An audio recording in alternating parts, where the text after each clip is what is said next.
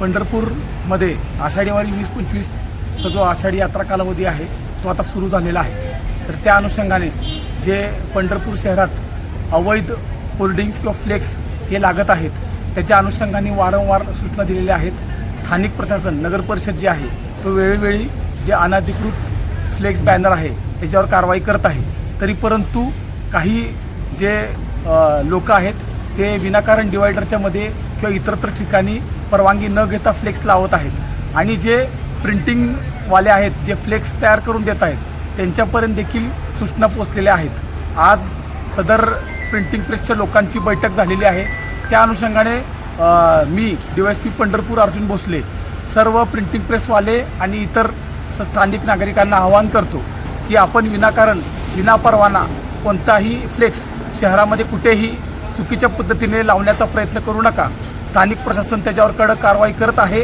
गुन्हा दाखल झाला तर संबंधित जी व्यक्ती आहे ज्याने लावला आहे त्याच्यावर देखील गुन्हा दाखल होणार आहे। तसेच जो प्रिंटिंग करून देणार आहे तो देखील त्यात आरोपी होणार आहे। सदर ठिकाणी कुठल्याही राजकीय पदाधिकाऱ्याच्या अनुषंगाने कोणत्याही महत्त्वाच्या रस्त्यावर डिवायडरच्या इथे चुकीच्या पद्धतीने लोकांना रहदारीस अडथळा होईल अशा पद्धतीने फ्लेक्स लावू नये।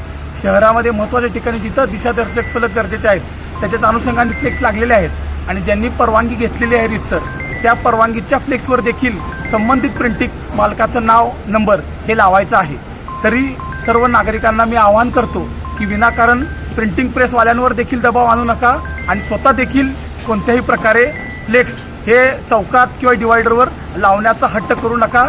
कायदेशीर कारवाईला सामोरं गेल्यास प्रिंटिंग प्रेसवाल्यावर देखील कडक कारवाई होणारच आहे। पण जे स्वतः लावणार आहेत इतर लोकांच्या माध्यमातून त्यांच्यावर देखील तात्काळ नगर परिषदेकडून गुन्हा दाखल झाल्यास मोठ्या कडक स्वरूपात कारवाई होईल याची सर्वांनी नोंद घ्यावी आणि सर्वांनी सहकार्य करावे।